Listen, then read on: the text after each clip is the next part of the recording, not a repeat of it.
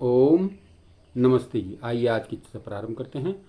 यजुर्वेद के 31वें अध्याय का दूसरा मंत्र। ओम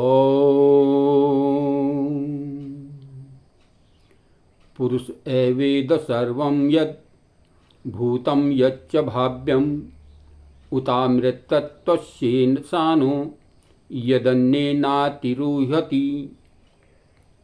पुरुष एव सब जगत में पूर्ण व्यापक ईश्वर ही यत जो भूतम उत्पन्न हुआ, यच्च और जो भाव्यम भविष्य में उत्पन्न होगा और है, उत और यत जो अन्येन पृथ्वी आदि के संबंध से अति रोहति अत्यंत बढ़ता है। इदम सर्वम इस प्रत्यक्ष परोक्ष रूप समस्त जगत का और अमृतत्वस्य अविनाशी मोक्ष सुखवा कारण का भी ईशानः स्वामी परमात्मा है, वही सब कुछ रचता है। तो इस मंत्र में चर्चा की गई है, बताया गया है कि हे मनुष्यों, जब जब इस जगत की रचना हुई तब तब उस सामर्थ्य प्रभु ने ही इस जगत को रचा है। वही सदा इसका पालन पोषण करने वाला है और धारण करने वाला है, कर रहा है, अब कर रहा है और आगे भविष्य में भी इसकी रचना पालन पोषण धारण करता रहेगा। और मुक्ति सुख की भी उसी जगत नियंता परमात्मा के अधीन है।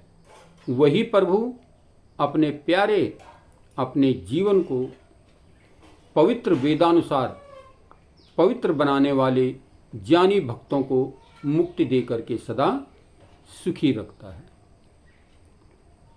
तो बड़ी ही सुंदर और मार्मिक चर्चा इसमें की गई है कि वह परमपिता परमात्मा अनेक बार कई बार इस सृष्टि को रचता है, इसका पालन करता है और इसको मिटाता है, संहार करता है। वही परमात्मा कहते हैं अब भी इसको पहले भी रचा था, अब भी रचा हुआ है, अब भी देख रहा है और आगे भी इसी प्रकार से करता रहेगा। वह परमपिता परमात्मा, वह सर्वशक्तिमान, वह शक्ति एक इस प्रकार की शक्ति है जो इस संपूर्ण ब्रह्मांड को संचालित कर रही है, इसका पालन कर रही है और इसका पोषण कर रही है और अंतोगत्वा इसको मिटा देती है। तो इस प्रकार से वो परमपिता परमात्मा इस संपूर्ण सृष्टि का कर्ता, धर्ता और संहर्ता है।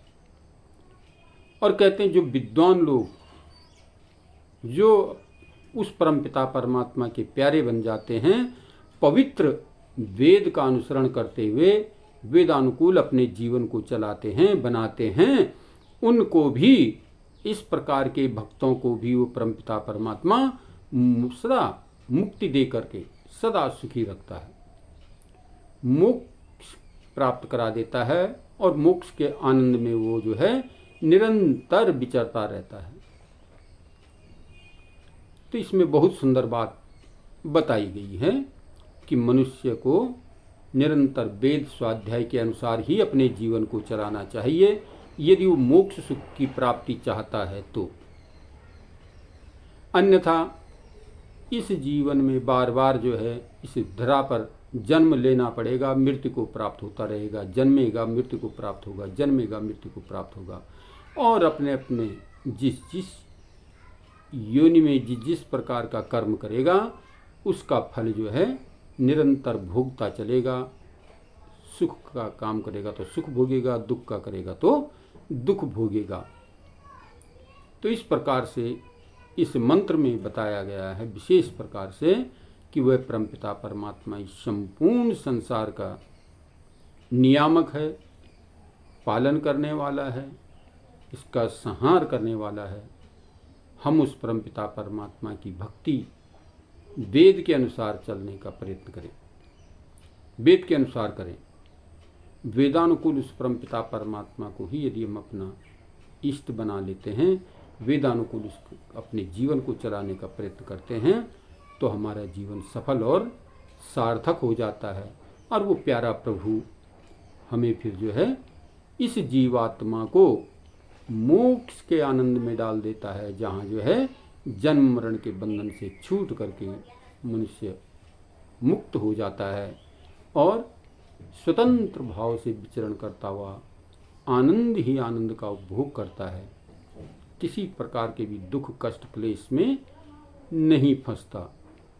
तो इस प्रकार से जो व्यक्ति जो है अपने जीवन को सत्य पर चलाते हुए, सत्य का आचरण करते हुए, वेदानुकूल अपने जीवन को संचालित करते हुए, चलाते हुए जो आगे बढ़ता है, वही मनुष्य जो है श्रेष्ठ गति को प्राप्त होता है और वही मोक्ष का अधिकारी बनता है।